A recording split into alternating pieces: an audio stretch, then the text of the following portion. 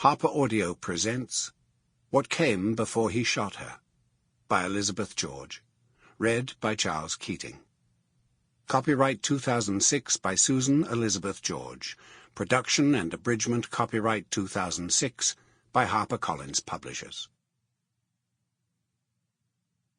Joel Campbell, 11 years old at the time, began his descent towards murder with a bus ride.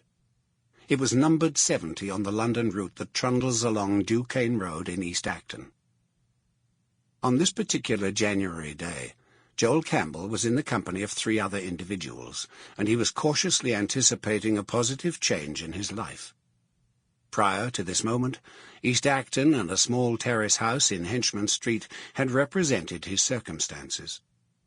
Joel was glad to be leaving the place, even if leaving meant a long plane ride and a new life on an island very different from the only island he had so far known. Jamaica. His gran didn't so much say as intone the word. Glory Campbell drew out the May till it sounded the way a warm breeze felt, welcome and soft, with promise gilding its breath. What you think about that, you 3 kids? Jamaica.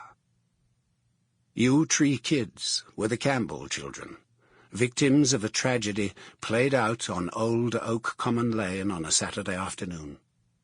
They were progeny of Glory's elder son, dead like her second son, although under entirely different circumstances. Joel, Ness, and Toby they were called.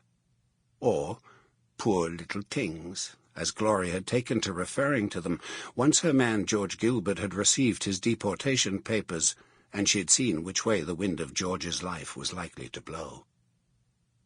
This use of language on Glory's part was something new. In the time the Campbell children had been living with her, which was more than 4 years and counting this time around and looking to be a permanent arrangement, she'd been a stickler for correct pronunciation. She herself had been taught the Queen's English long ago at her Catholic girls' school in Kingston, and while it hadn't served her as well as she had hoped when she'd immigrated to England, she could still trot it out when a shop assistant needed sorting, and she intended her grandkids to be able to do some sorting as well, should they ever have the need. But all that altered with the advent of George's deportation papers. When the buff envelope had been opened and its contents perused, digested, and understood, and when all the legal manoeuvring had been engaged in to prolong, if not to thwart, the inevitable, Glory had shed over 40 years of God Save the Current Monarch in an instant. If her George was heading for Jamaica, so was she, and the Queen's English wasn't necessary there. Indeed, it could be an impediment.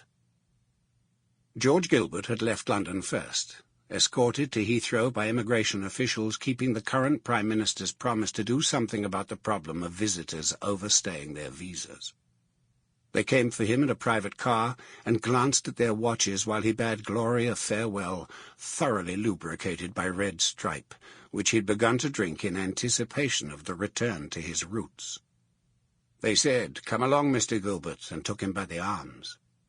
One of them reached into his pocket as if in search of handcuffs, should George not cooperate. But George was happy to go along with them. Things hadn't really been the same at Glory since the grandkids had dropped on them like 3 human meteors from a galaxy he had never quite understood. "Look damn odd, Glor," he'd say when he thought they weren't listening. "Least the boys do. S'pose the girls all right." "You hush up about 'em," was Glory's reply. Her own children's blood was thoroughly mixed, although less so than the blood of her grandkids, and she wasn't about to have anyone comment on what was as obvious as burnt toast on snow. For mixed blood was not the disgrace it had been in centuries past. It no longer made anyone anathema. But George blew out his lips. He sucked on his teeth. From the corners of his eyes he watched the young Campbells. "They not fitting good into Jamaica," he pointed out. This assessment didn't deter Glory. At least that was how it seemed to her grandchildren in the days leading up to their exodus from East Acton. Glory sold the furniture, she boxed up the kitchen, she sorted through clothes, she packed the suitcases, and when they were not enough to include everything that her granddaughter Ness wished to take to Jamaica, Sample complete. Ready to continue?